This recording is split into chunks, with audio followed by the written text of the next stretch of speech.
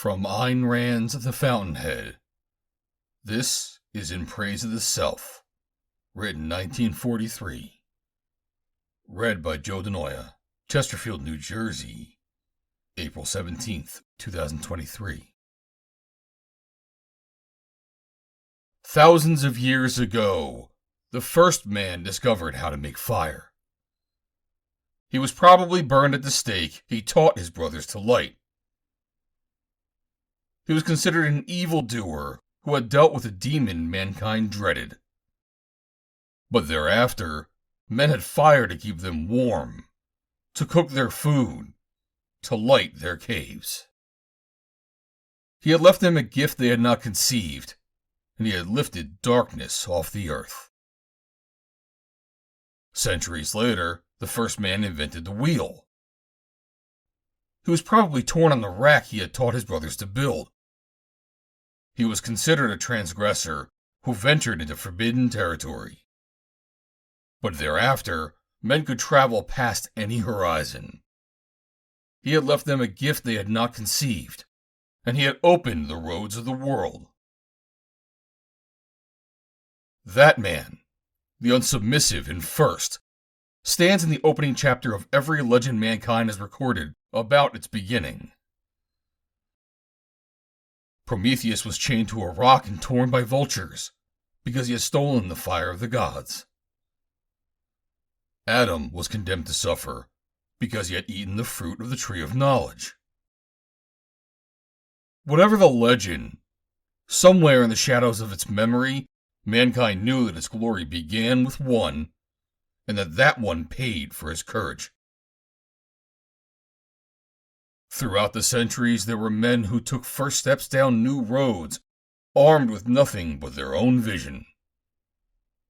Their goals differed, but they all had this in common: that the step was first, the road new, the vision unborrowed, and the response they received? Hatred.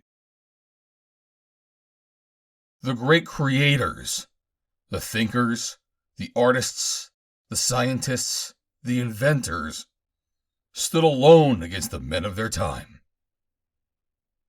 Every great new thought was opposed. Every great new invention was denounced. The first motor was considered foolish. The airplane was considered impossible. The power loom was considered vicious. Anesthesia was considered sinful.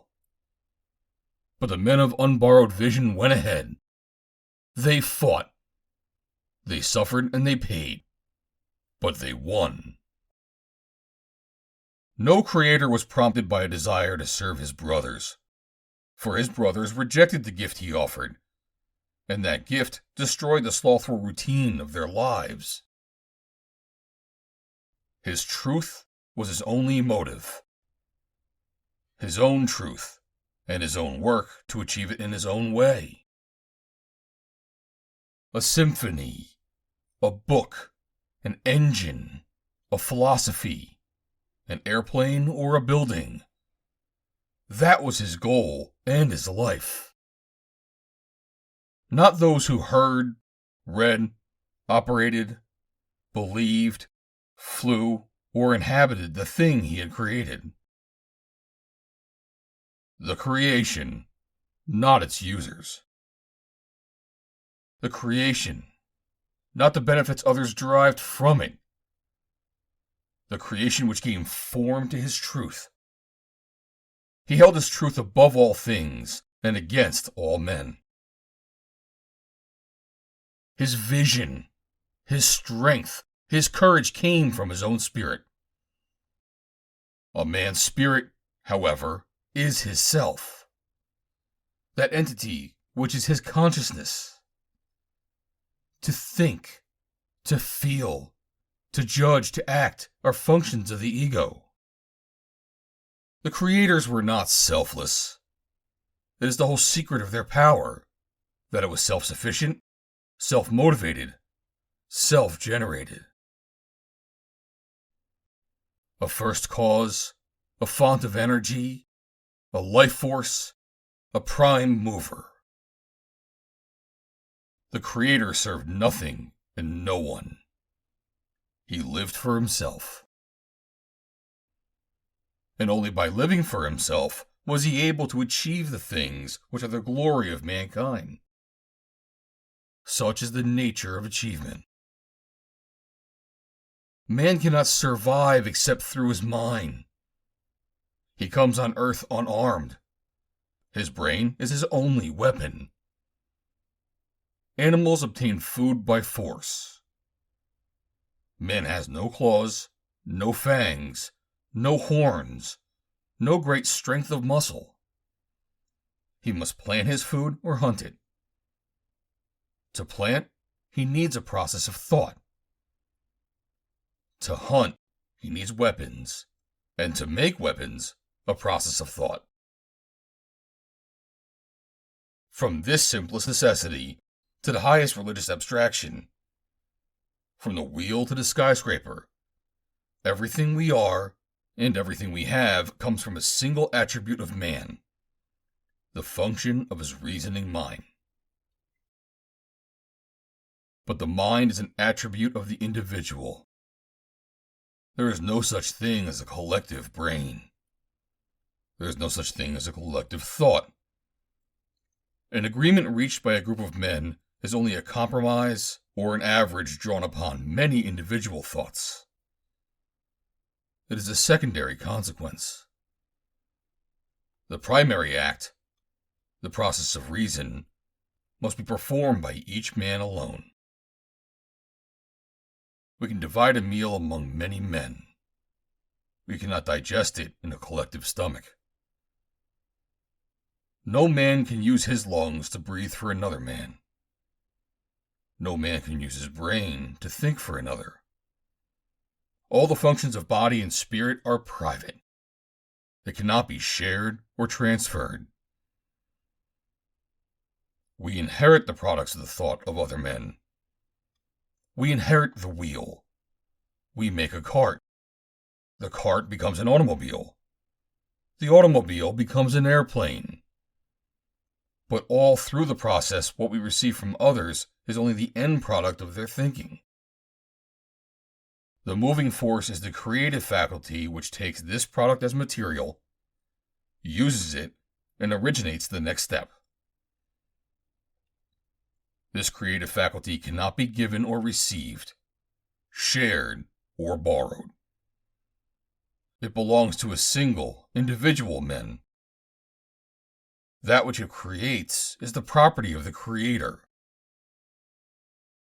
Men learn from one another, but all learning is only the exchange of material. No man can give another the capacity to think, yet that capacity is our only means of survival. Nothing is given to man on earth. Everything he needs has to be produced. And here man faces his basic alternative. He can survive in only one of two ways: by the independent work of his own mind, or as a parasite fed by the minds of others. The Creator originates. The parasite borrows. The Creator faces nature alone. The parasite faces nature through an intermediary. The Creator's concern is the conquest of nature. The parasite's concern is the conquest of men.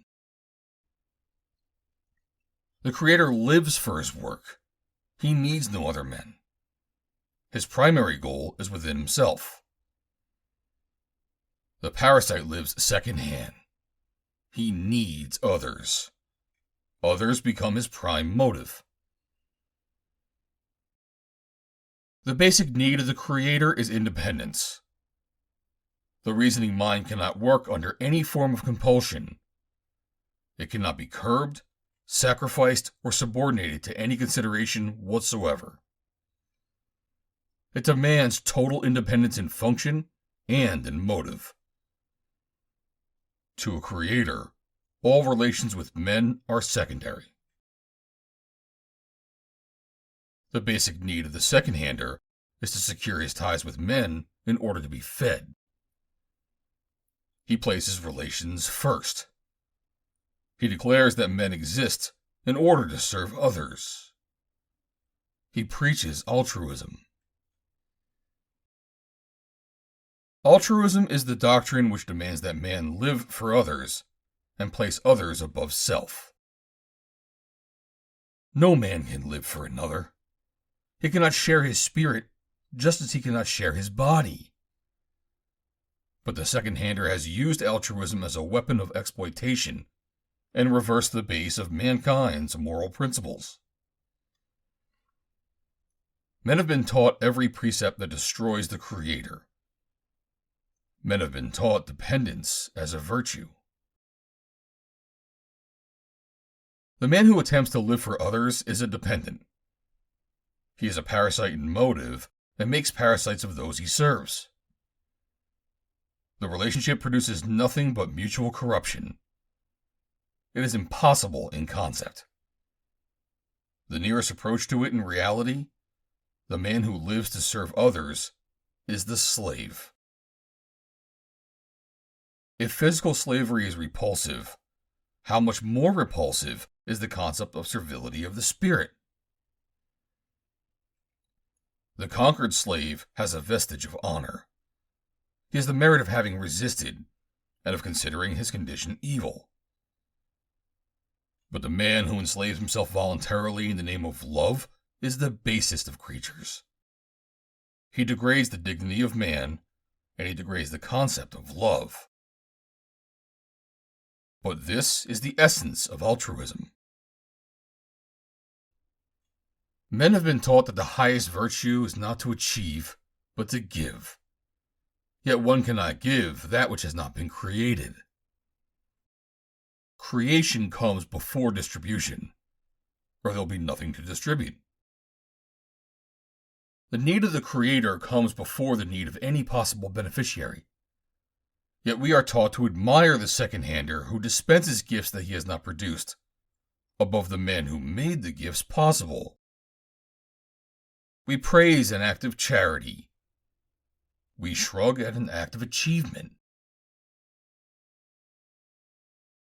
Men have been taught that their first concern is to relieve the sufferings of others. But suffering is a disease. Should one come upon it, one tries to give relief and assistance.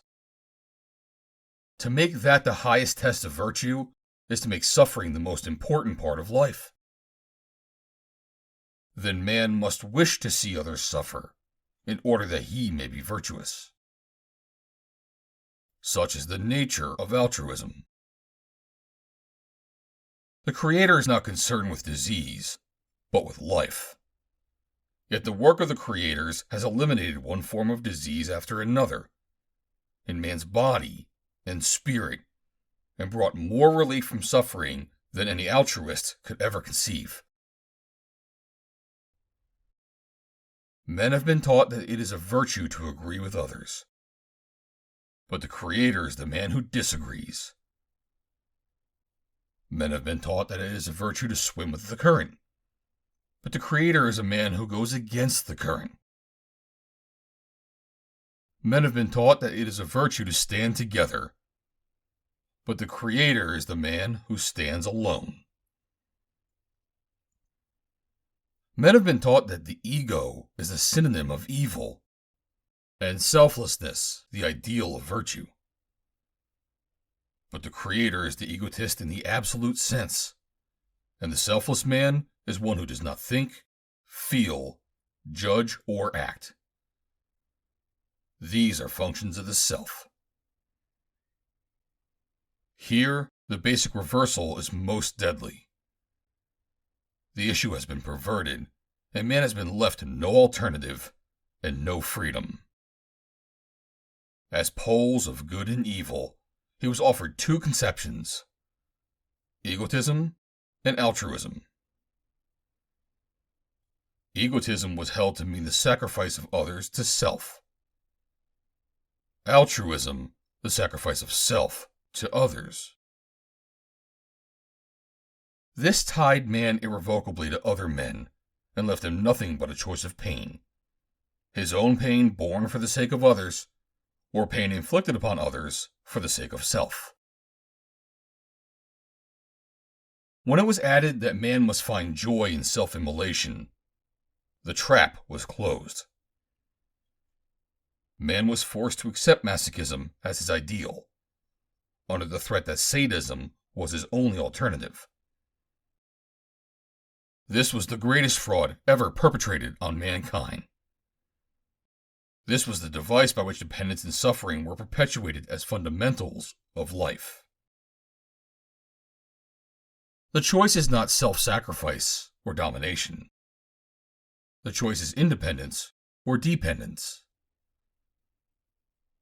The code of the creator or the code of the second-hander. This is the basic issue. It rests upon the alternative of life or death. The code of the creator is built on the needs of the reasoning mind, which allows man to survive. The code of the second-hander is built on the needs of a mind incapable of survival. All that which proceeds from man's independent ego is good. All that which proceeds from man's dependence upon men is evil. The egotist in the absolute sense is not the man who sacrifices others. He is the man who stands above the need of using others in any manner. He does not function through them. He is not concerned with them in any primary matter.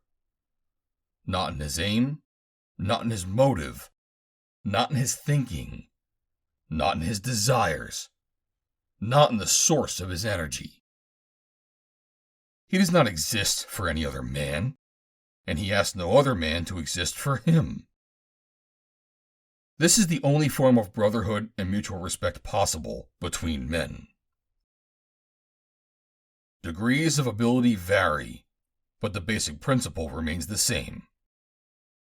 The degree of a man's independence, initiative, and personal love for his work determines his talent as a worker and his worth as a man.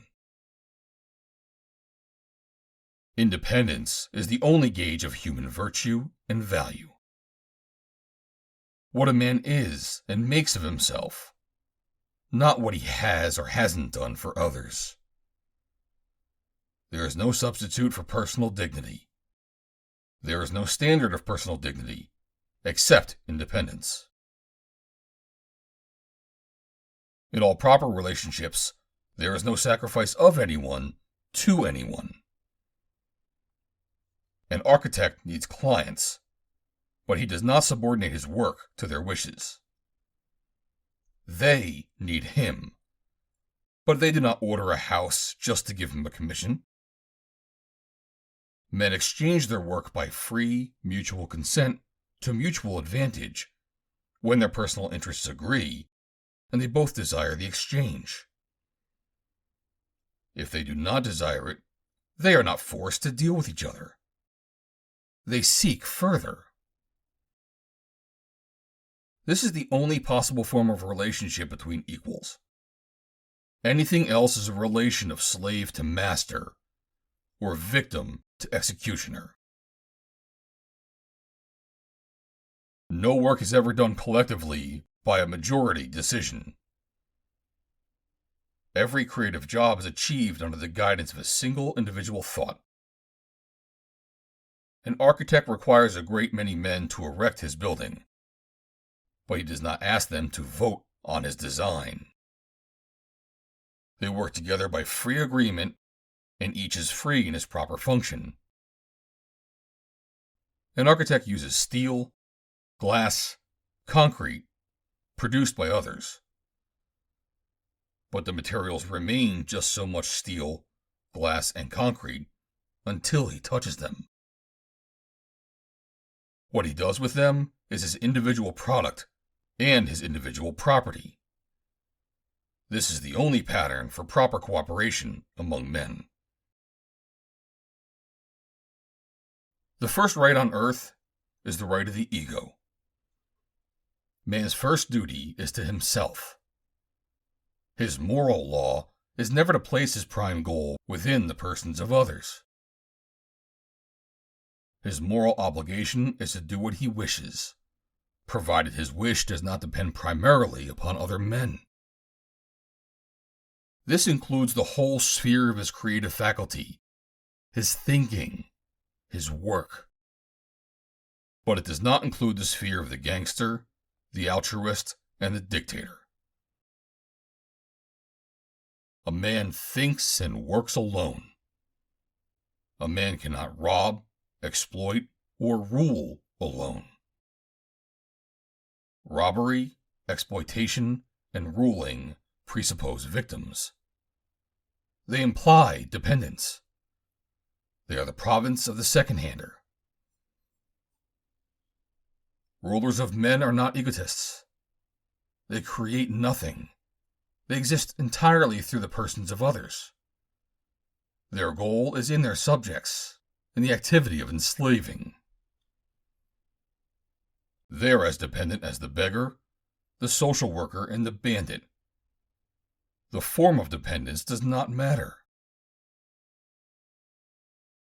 But men were taught to regard second-handers, tyrants, emperors, dictators, as exponents of egotism. By this fraud, they were made to destroy the ego, themselves, and others. The purpose of the fraud was to destroy the creators, or to harness them, which is a synonym. From the beginning of history, the two antagonists have stood face to face, the creator and the second-hander. When the first creator invented the wheel, the first second-hander responded. He invented altruism. The creator denied, opposed, persecuted, exploited, went on, moved forward, and carried all humanity along on his energy. The second-hander contributed nothing to the process, except the impediments. The contest has another name: the individual against the collective. The common good of a collective, a race, a class, a state, was the claim and justification of every tyranny ever established over men. Every major horror of history was committed in the name of an altruistic motive. Has any act of selflessness ever equaled the carnage perpetuated by disciples of altruism? Does the fault lie in man's hypocrisy, or in the nature of the principle? The most dreadful butchers were the most sincere. They believed in a perfect society reached through the guillotine and the firing squad. Nobody questioned their right to murder, since they were murdering for an altruistic purpose. It was accepted that man must be sacrificed for other men. Actors change, but the course of the tragedy remains the same. A humanitarian who starts with declarations of love for mankind and ends with a sea of blood. It goes on, and will go on, so long as men believe that an action is good if it is unselfish. That permits the altruist to act and forces his victims to bear it. The leaders of collectivism movements ask nothing for themselves, but observe the results. The only good which men can do to one another, and the only statement of their proper relationship, is hands off. Now observe the results of a society built on the principle of individualism. This, our country, the noblest country in the history of men, the country of greatest achievement, greatest prosperity, greatest freedom. This country was not based on selfless service, sacrifice, renunciation, or any precept of altruism. It was based on man's right to the pursuit of happiness. His own happiness, not anyone else's. A private, personal, selfish motive. Look at the results.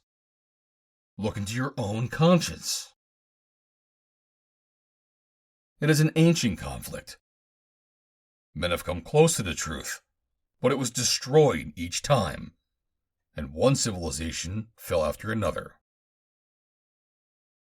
Civilization is the progress toward a society of privacy. The savage's whole existence is public, ruled by the laws of his tribe. Civilization is the process of setting men free from men. Now, in our age, collectivism, the rule of the second-hander and the second-rater, the ancient monster, has broken loose and is running amok.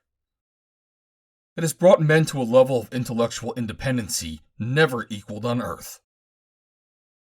It has reached a scale of horror without precedent. It has poisoned every mine. It has swallowed most of Europe.